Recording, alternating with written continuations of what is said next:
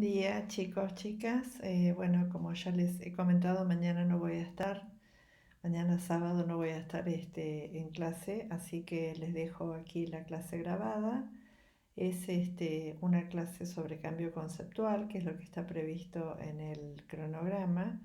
El texto de referencia es el de Bosnia Dou y Carretero, que está subido en el aula, así que bueno, paso entonces a trabajar los contenidos principales de la clase.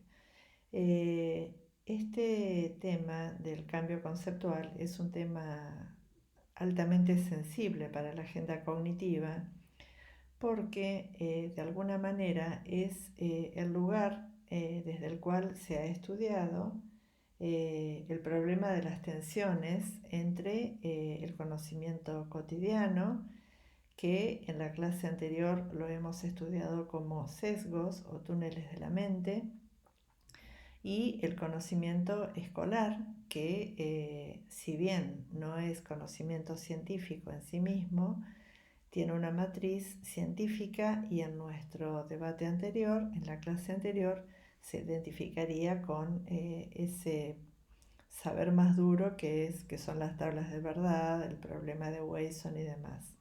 Es decir, que este problema eh, digamos, de la tensión entre las tablas de verdad y los sesgos, en este caso, cuando llevamos la psicología cognitiva al campo del aprendizaje escolar, que es lo nuestro, se expresa en este proceso que se llama cambio conceptual, o por lo menos que es lo que se busca, ¿no es cierto? Que se produzcan cambios conceptuales, así se ha llamado, en pos bueno, del aprendizaje escolar, ¿no? Entonces, necesariamente, el análisis de este tema empieza por el reconocimiento de las denominadas ideas previas o conocimientos cotidianos, para lo cual yo voy a pegar a esta primera parte una caracterización de estas ideas previas que, si bien no están desarrolladas estrictamente en el material bibliográfico, les va a servir como para poder entender el sentido. Así que bueno, vamos a ella. Bueno, entonces aquí tenemos estas ideas previas. Insisto que vayan estableciendo relaciones entre lo que trabajamos el sábado pasado en cuanto a sesgos y este planteo, ¿no? Eh, Acá dice las ideas de los alumnos sobre la ciencia, ¿no es cierto? Entonces, para ponerlos en línea con la clase anterior, se trata de las ideas cotidianas, del conocimiento cotidiano, que los pensamos como sesgos, ¿sí? Con respecto a los contenidos escolares, que en definitiva, si bien, como decía, no son ciencia, se sustentan en el conocimiento científico, ¿no es cierto? Entonces, en primer lugar, aparece aquí una explicación respecto del origen de estas concepciones espontáneas, ¿no? Eh, las concepciones espontáneas son las ideas que las personas forman en el marco de la vida cotidiana y, como dice allí, se basan en reglas de diferencia causal aplicadas a los datos recogidos mediante procesos sensoriales y perceptivos.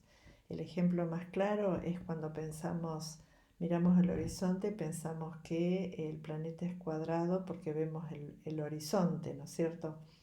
Siendo que, aunque no sea visible, el mundo no lo es redondo, digamos. O cuando, por ejemplo, pensamos que porque está el cielo rojo va a haber viento. O cuando pensamos que el mar está movido, ¿no?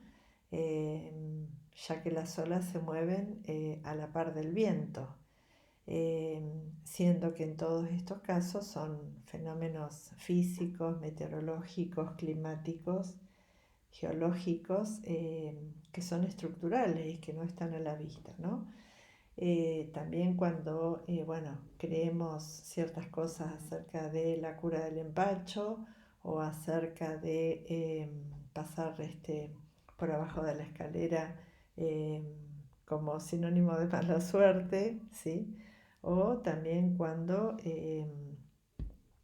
pensamos ciertas cosas respecto de la alimentación, o también cuando pensamos ciertas cosas respecto de cómo cuidarnos ante el COVID, ¿no? Ahora les voy a compartir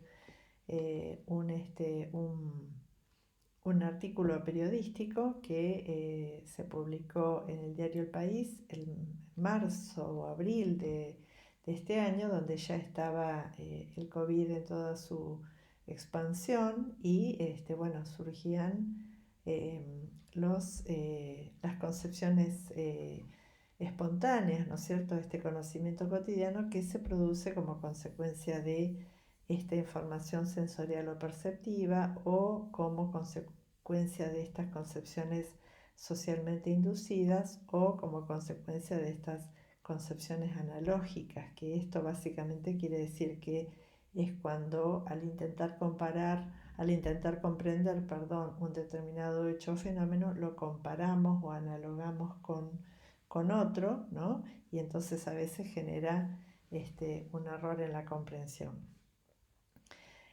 Bueno, estas son entonces esas reglas o esas características de estas concepciones espontáneas, ¿no?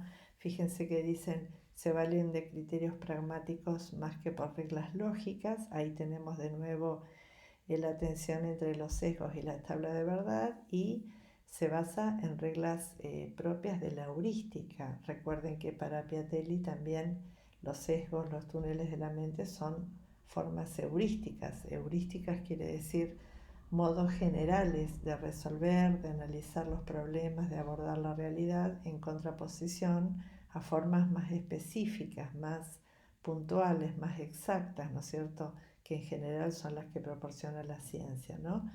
Entonces, tendencia a explicar los cambios en lugar de los estados, que hace referencia a que en general nos quedamos con lo que vemos y sentimos en relación a lo sensorial y perceptivo. Accesibilidad, nos quedamos con lo que más se ve.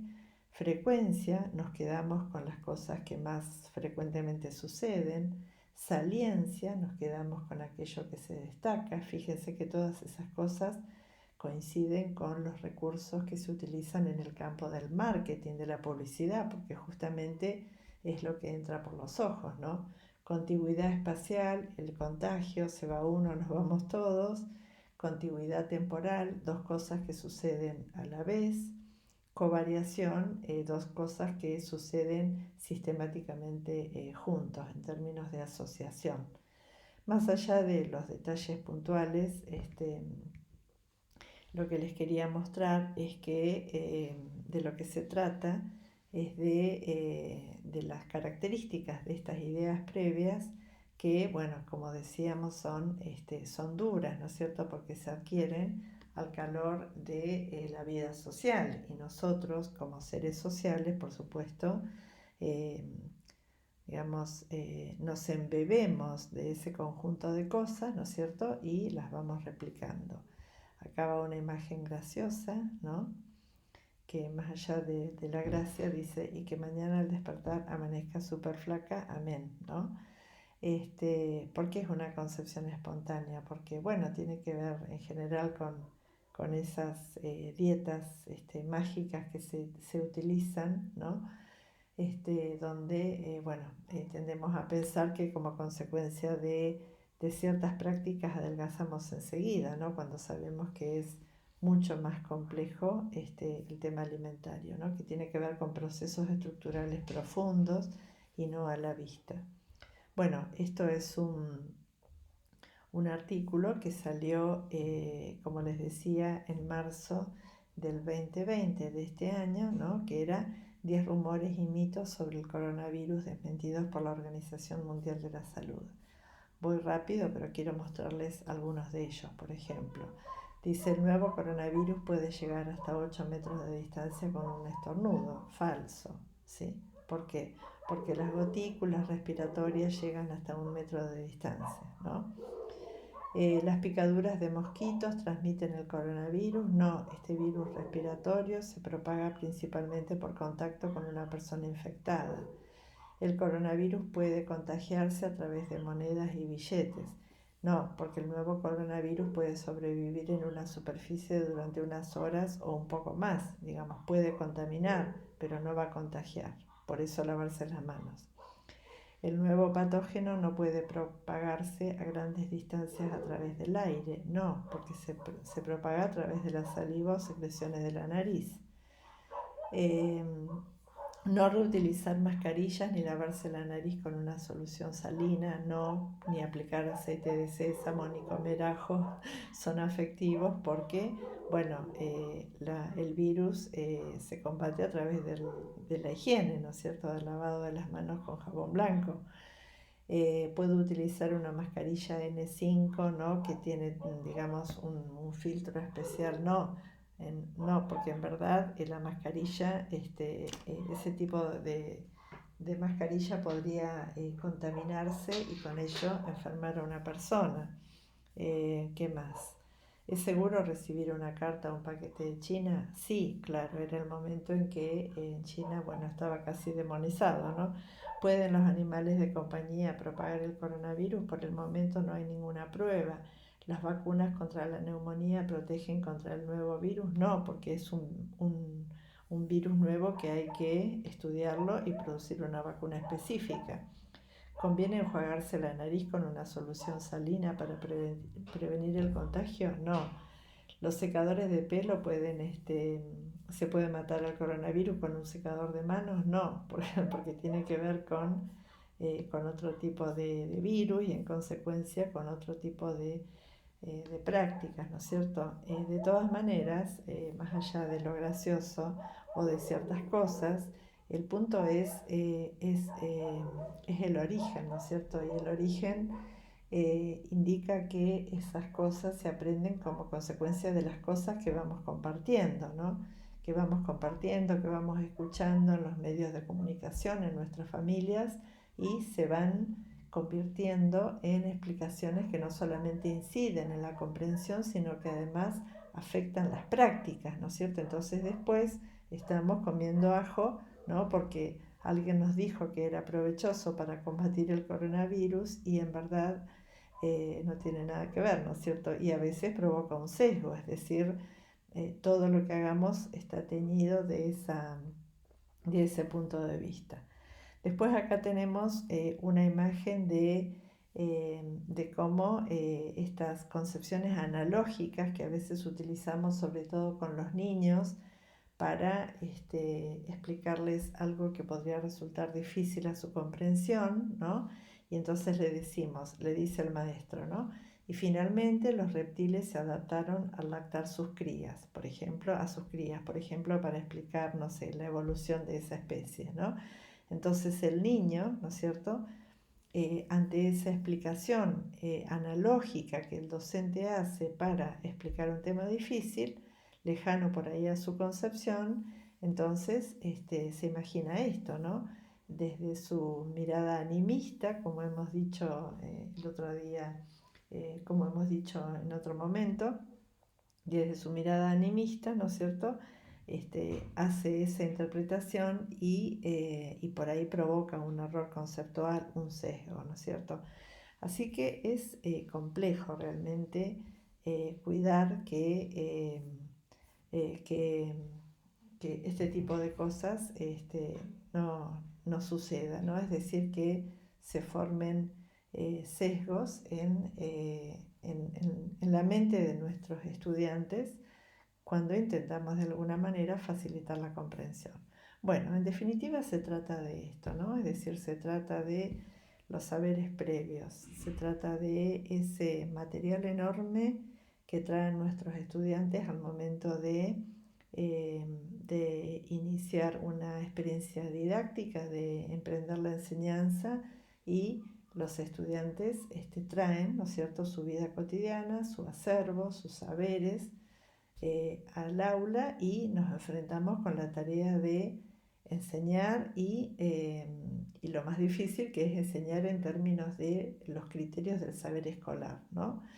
Así que bueno, esto es por ahora. Voy de nuevo a la pantalla para explicar la segunda parte, que son los enfoques y la concepción acerca de el saber escolar, del cambio conceptual. Vamos ahora a los enfoques acerca del cambio conceptual. Básicamente hay tres enfoques, ¿no es cierto? Es el enfoque centrado en la cognición fría, más bien, que plantea que el conocimiento cotidiano, para poder realmente dar lugar al saber escolar, más sustentado en lo científico, necesita ser sustituido, ¿no es cierto? La sustitución o la ruptura epistemológica es la respuesta, ¿no?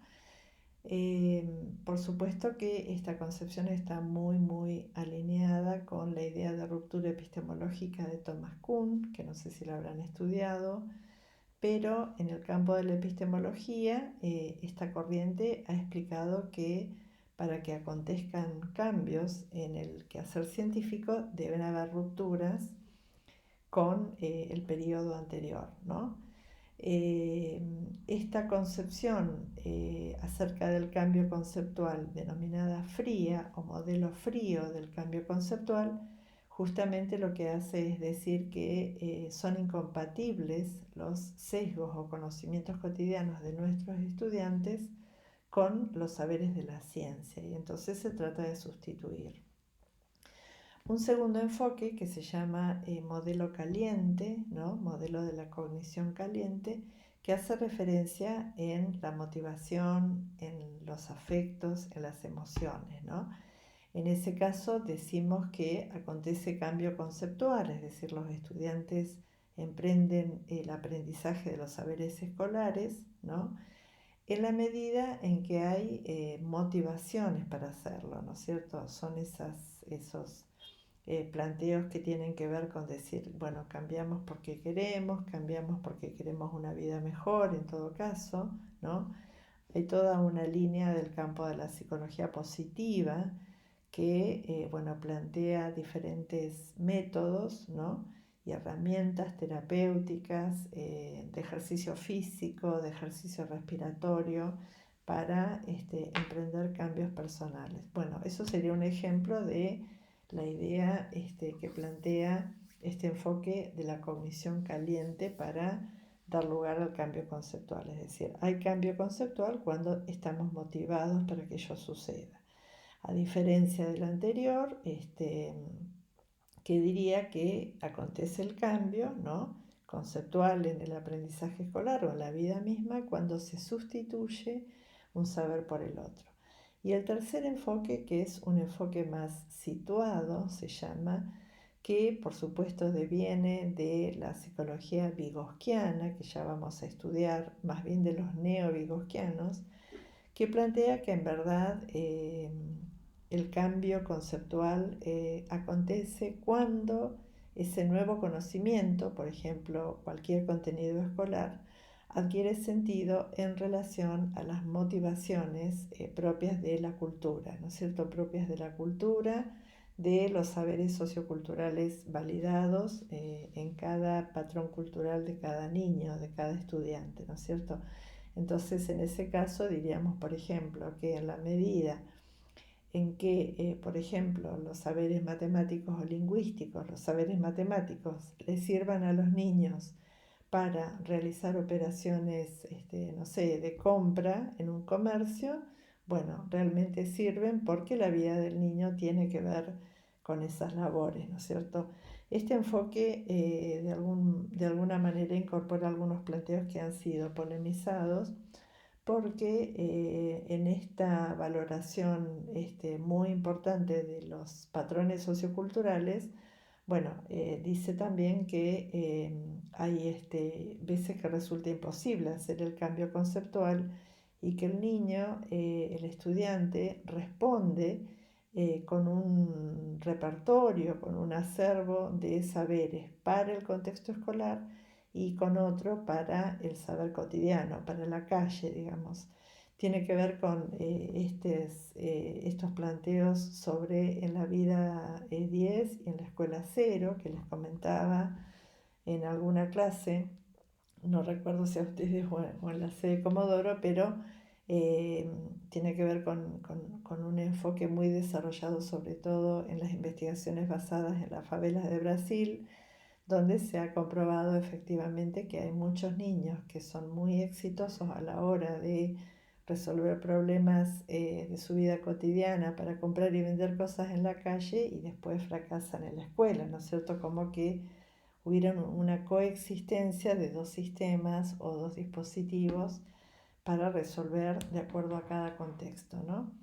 En definitiva, el cambio conceptual en estos tiempos eh, es un tema difícil, es un tema que ha generado mucha polémica. Tanto es así que casi ya no hablamos de cambio conceptual, sino que hablamos de enriquecimiento conceptual, ¿no es cierto? Entonces se trata de plantear algo así como un recorrido, ¿no es cierto? Que parte de los saberes previos cotidianos y aproximarse gradualmente al saber escolar, ¿no es cierto? Donde hay un elemento muy importante que es la metacognición, entendida como reflexión personal, que viene a representar un recurso clave porque no se trata solamente de avanzar e ir incorporando nuevos esquemas de pensamiento, amalgamándolos con los disponibles, sino de hacer